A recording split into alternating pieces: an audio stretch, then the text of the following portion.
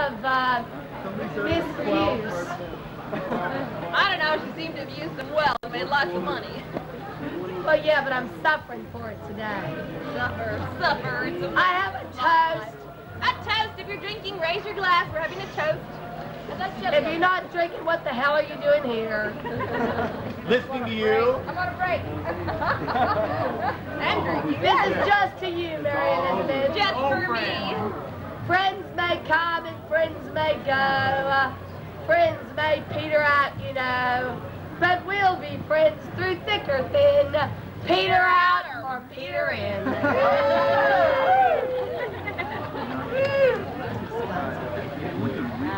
Scotsman tried and true left the bar one evening fair, and one could tell from how he walked he'd had more than his share.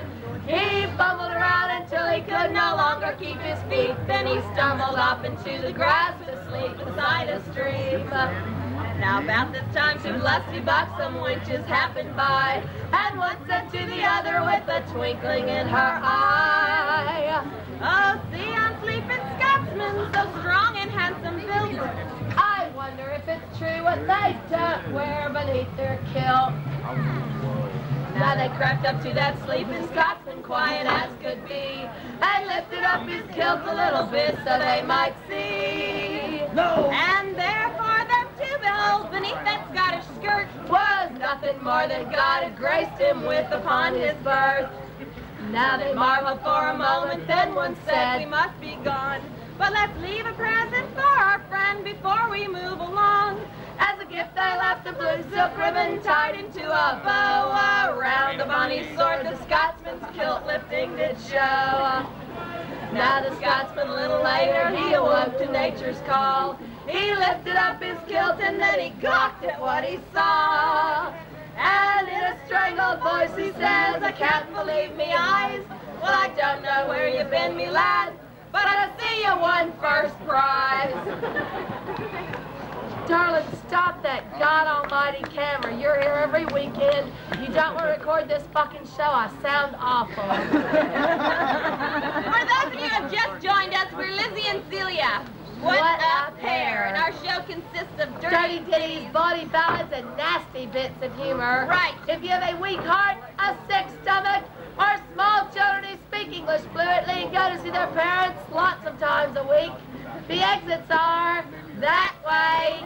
If you're just too chicken shit to come in and sit down, get in here anyway. Get in here! What are you doing out there? It's warmer in here. Don't tape us. I sound awful. You're here every weekend. Well, Johnny is fine, and Johnny is fair, and he wants me for to wed.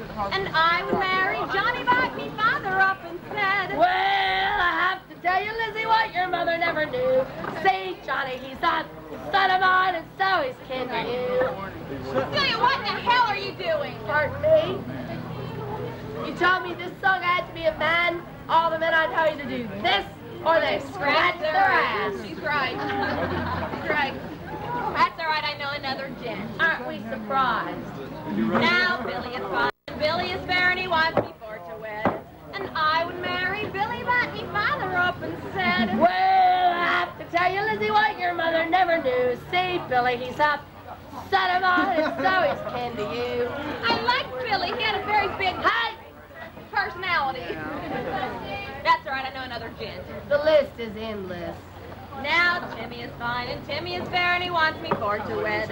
And I would marry Timmy, but me father up and said, "What?" I have to tell you, Lizzie, what your mother never knew. See, Timmy, he's a son of mine, and so he's kin to you. How did I know that? Lucky guess. Now you never saw a girl as sad and sorry as I was. The boys in town were all me kin, and me father was the cause. I thought that I was surely now to die a single miss, so I went unto me mother and I complained to her of this. My mother was wise and she said, "Haven't I told you, daughter, to forgive and to forget? I would not count you still to die an old maid yet, for your father may be father all the boys in town, and still he's not the man that sired you, so marry who you will."